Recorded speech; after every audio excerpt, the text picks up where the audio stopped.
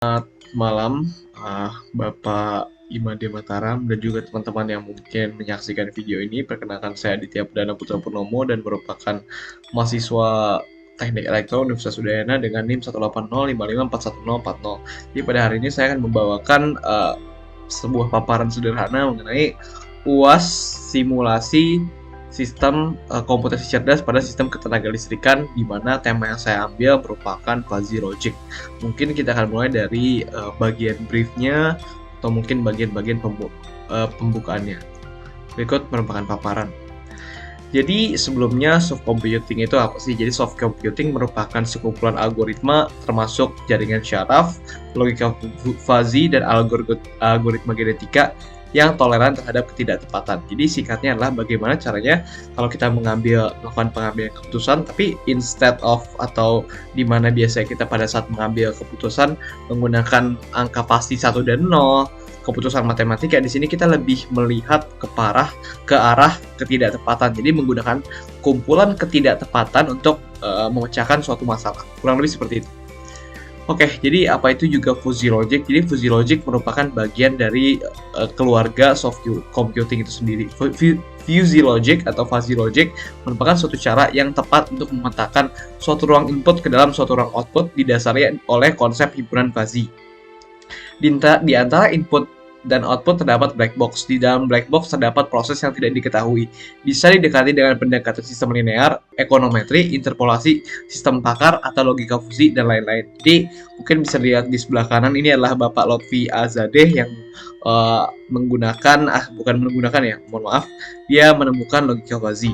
Dan kemudian di bawahnya kita lihat visualisasi fuzzy yang dimana memiliki korelasi kuat dengan apa yang saya katakan sebelumnya, dimana pada saat kita menggunakan fuzzy logic kita tidak melihat 1 dan 0, kita bahkan melihat keputusan di antara 1 dan 0, misalnya 0,2, 0,3, yang memutuskan apakah suatu ruangan itu panas, apakah suatu ruangan itu dingin.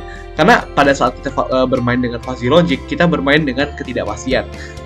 Diibaratkan seperti ini, misalnya saya berpendapat bahwa 30 derajat itu panas, tapi ada teman saya mungkin misalnya si A, dia bilang bahwa 30 derajat itu masih dingin. Nah, kan pada saat kita mau mengaplikasikan suatu kebenaran pada sistem itu kan agak sulit juga. Jadi maka dari itu fuzzy logic menggunakan sebuah metode linguistik untuk memecahkan masalah. Oke, kenapa sih fuzzy logic itu merupakan sesuatu yang important atau kenapa itu sangat penting? Karena dapat digunakan dalam bidang teori kontrol dan teori keputusan yang dalam arti kata lain memiliki multifungsi, atau juga dapat digunakan dalam manajemen sains. Dan kembali seperti yang saya katakan sebelumnya, fuzzy logic menggunakan penalaran sistem berupa linguistik, sehingga kita bahkan hanya memerlukan sedikit persamaan matematik untuk menyelesaikan permasalahan. Dan di mana saja aplikasinya, fuzzy logic memiliki banyak banget aplikasi. Yang pertama adalah teori kendali hingga intelijensia buatan, dapat digunakan juga di dunia kedokteran dan biologi. Banyak sekali mungkin yang bisa kita lihat bagaimana mereka memprediksi penyakit, atau bagaimana cara mereka memprediksi kegagalan operasi dan lain sebagainya. Kemudian manajemen pengambilan keputusan, tata letak pabrik yang maksimal, penentuan jumlah produksi berdasarkan jumlah stok dan permintaan, serta klasifikasi dan pencocokan pola. Kalau kita bicara sistem ketenagalistrikan, hal ini bisa sesuai sekali dengan metode peramalan beban untuk perencanaan pembangkit. Dengan metode fuzzy, kita dapat meramalkan proyeksi beban misalnya tahun depan atau 10 tahun lagi seperti apa, sehingga dapat diarahkan pembangunan pembangkit seperti apa yang sesuai dengan permintaan tersebut. Kemudian kita juga dapat mengukur kualitas air, peramalan cuaca, dan juga lain sebagainya. Metode logika fuzzy juga memiliki 3 approach atau 3 macam metode. Yang pertama metode Tsukamoto, Sugeno, dan Mamdani. Untuk mempersingkat video, kita hanya akan mengulas Mamdani secara spesifik, karena nanti yang dipakai di jurnal dan yang akan dipakai dalam simulasi merupakan Mamdani. Metode Mamdani menghasilkan output berupa suatu nilai pada domain himpunan fuzzy yang dikategorikan ke dalam komponen linguistik. Nah, di sini kita juga akan menggunakan tools MATLAB dan Simulink. MATLAB merupakan sebuah program di mana kita bisa melakukan analisis, melakukan pengembangan algoritma, dan juga membuat model dan aplikasi dengan guna dan tujuan yaitu untuk memvisualisasikan hal-hal yang ada di dunia nyata dan memproyeksikannya ke dalam dunia digital, sehingga kita dapat melakukan analisa dengan baik dan mengambil kesimpulan dan memecahkan masalah. Nah, ini adalah parameter fitur MATLAB yang digunakan pada simulasi yang akan dilakukan. Ini screenshotnya saya dapatkan dan saya tangkap layar sendiri dari simulasi yang telah saya lakukan sendiri. Yang pertama adalah fuzzy interference system, di mana ini kita dapat mengatur parameter-parameter fuzzy di sini, dan cara membukanya cukup mudah. Jadi kita hanya perlu klik fuzzy di command window dan kita klik enter. Kemudian ada membership function, kita lihat siapa saja yang merupakan fungsi-fungsi anggota dari fuzzy itu. Kemudian kita juga dapat mengedit tiap fungsi keanggotaan pada input serta output. Kemudian juga ada row editor, bagaimana sih siapa saja yang bisa masuk ke dalam membership function ini. Ini kita set row-nya di row editor. Kemudian juga ada parameter lainnya, yaitu row viewer. Ya, kita bisa lihat bahwa apakah peraturan fuzzy yang sudah kita terapkan itu sudah benar atau belum. Surface viewer, jadi bagaimana kita melihat grafiknya secara 3D mengenai metode fuzzy yang sudah kita simulasikan, serta yang terakhir kita menggunakan Simulink karena kita akan melakukan visualisasi sistem. Simulink merupakan sarana pemodelan, simulasi, dan analisis dari sistem dinamika dengan menggunakan antarmuka grafis. Nah, ini merupakan jurnal yang saya pakai. Jadi jurnal ini merupakan jurnal keluaran tahun 2018 yang berjudul PV System Logic MPPT Methods and PI Control as Charge Controller.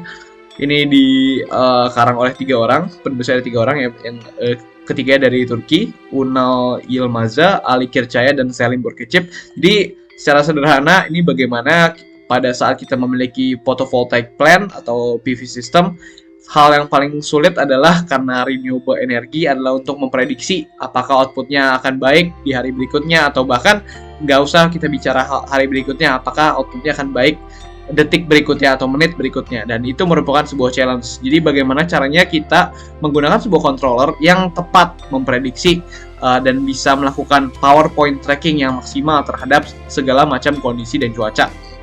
Dan pada paper ini juga didapatkan dengan menggunakan meninggalkan cara konvensional dan mengganti dengan menggunakan charge controller fuzzy, kita bisa mendapatkan performa yang lebih baik dan bahkan meningkat 1% dari 98% efisiensi hingga 99% efisiensi. Ini berikut yang saya katakan sebelumnya, mohon maaf tadi 94,8% sampai 99,4%. Jadi terdapat 5% kenaikan dari efisiensi. Dan mungkin 5% ini terlihat sangat kecil ya, tapi sebenarnya kalau kita bisa bayangkan ke dalam perspektif, 5% ini dapat berdampak banyak terhadap waktu balik moda dari photovoltaic plant itu sendiri. Apalagi kalau kita bicara outgrid dengan MPPT controller yang sesuai, kita dapat menghemat dan juga memperpanjang umur baterai dan juga komponen-komponen lainnya, sehingga dapat bekerja memiliki longevity yang bagus, sehingga secara ekonomi pemilik plantnya akan lebih untung. Nah, pada sistem Simulink, pada sistem controlling MPPT itu ada juga digunakan fuzzy logic controllers yang merupakan inti bahasan kita. Di sini dapat dilihat ada di sebelah kanan. Dan kita akan langsung masuk ke dalam simulasi. Berikut merupakan simulasi dari MATLAB. Di sini saya menggunakan subsistem dari MATLAB atau subprogram dari MATLAB, yaitu Simulink, yang berfungsi untuk melakukan simulasi ataupun pemodelan dari sistem yang di dunia nyata. Nah, untuk dapat diamati bahwa fuzzy logic controller with row viewer ada di sebelah kanan, namun kita belum bisa mengaktifkannya, kita belum melakukan import dan export data ke dalam MATLAB. Jadi yang pertama adalah kita harus melakukan import dan juga export data pada MATLAB seperti pada berikut. Jadi kita lakukan, kita ketik command fuzzy dulu. Nah, pada saat kita ketik command fuzzy ini akan keluar fuzzy logic designer atau fuzzy interference system atau FIS. Di sini kita bisa melakukan desain fuzzy logic kita sendiri. Kebetulan saya sudah memiliki desainnya. Saya hanya perlu melakukan import atau mengambil dari lokasi lain. Importnya dapat kita ambil dari MATLAB sendiri atau dapat dari file. Pada kesempatan kali ini saya akan ambil dari file. Saya cari di bagian fuzzy, saya ambil file new logika grafis, kemudian akan terbuka jendela baru di sini. Jadi kita dapat mengatur membership function seperti apa. Pada menu membership function kita bisa mengatur aturannya seperti apa pada sistem fuzzy. Kemudian juga yang terbaik kita bisa melihat rules-nya itu seperti apa sih. Berikut merupakan rules dalam bentuk grafik. Nah, tidak hanya dalam bentuk grafik, agar visualisasinya lebih baik, MATLAB juga menawarkan untuk memperlihatkan grafik 3 dimensi atau surface viewer. Berikut merupakan gambaran dari controller fuzzy MPPT pada surface viewer. Nah, langkah selanjutnya adalah kita melakukan ekspor. Kita ekspor ke dalam workspace agar dapat diaktifkan space variable new logical grafik 2. Bisa langsung kita oke. Kita langsung masuk lagi ke dalam Simulink, kita klik Vis Matrix-nya kita ambil, kita klik OK, dan baru kita bisa run. Nah, berikut merupakan hasil grafik yang telah di running. Rules-nya dapat diamati di sebelah sini dan juga view-nya dapat diamati di sebelah sini.